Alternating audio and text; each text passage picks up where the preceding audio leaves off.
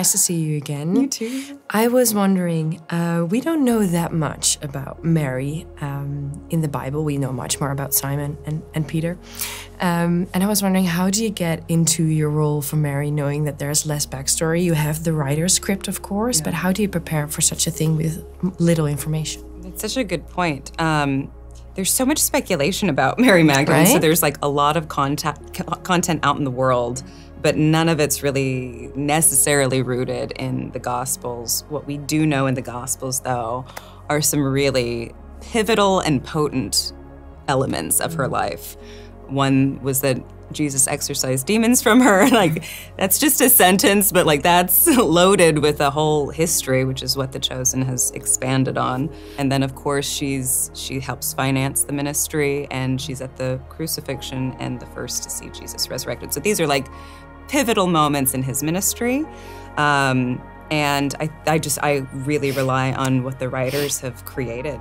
They make all of those moments so far so realistic and so human and relatable. So I just, you know, they give me so much to work with that I don't feel like I'm scrambling to make this character out of nothing. You know, it's all there. Yeah, it's much easier to prep with. Yeah. Right. And how is that for you? Because there's a lot more backstory, but there's also a lot added with the script. Like, what does your prep look like? Well, I think for a show like this that creates everything from the ground up, right?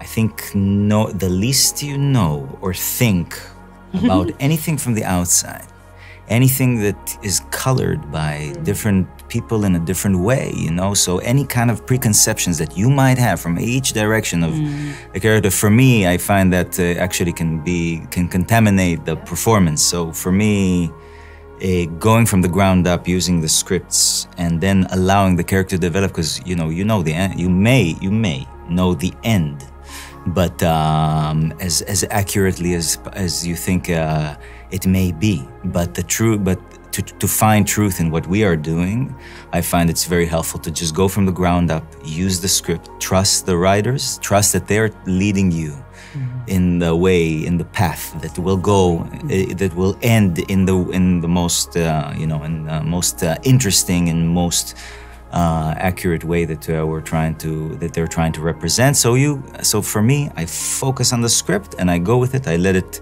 lead me in each season without thinking that I know anything about the character, and just focusing on the actual text and allowing that to guide.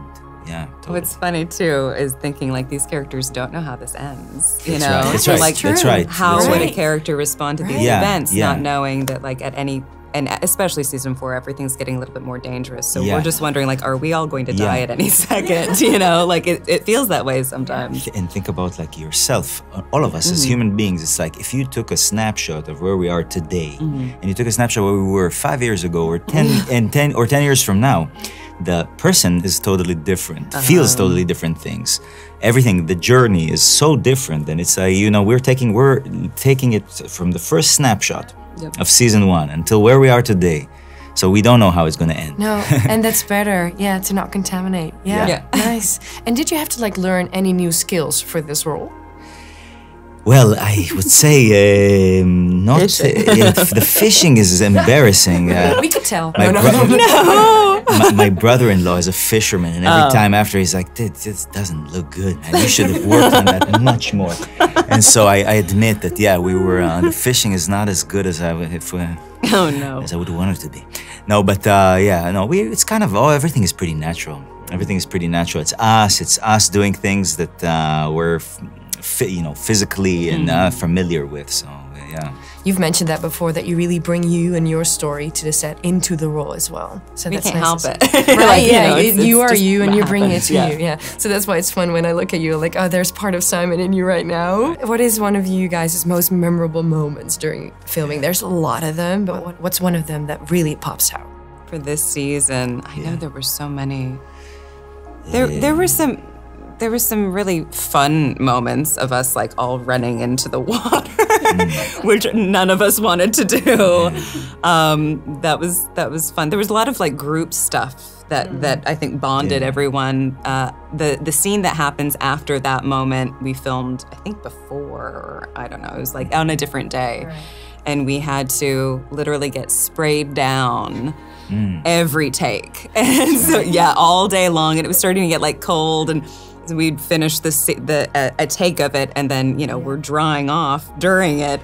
We'd go back outside, just get sprayed down. It was kind of disgusting. There's one thing, people don't know how cold it can be in Texas. Yeah, it's either really hot or really cold. I mean, I won't say that to somebody maybe from the Netherlands. But, I'm used to it. Yeah. Cold, wet, whatever. It doesn't matter. Thank you so much for sharing. Appreciate it.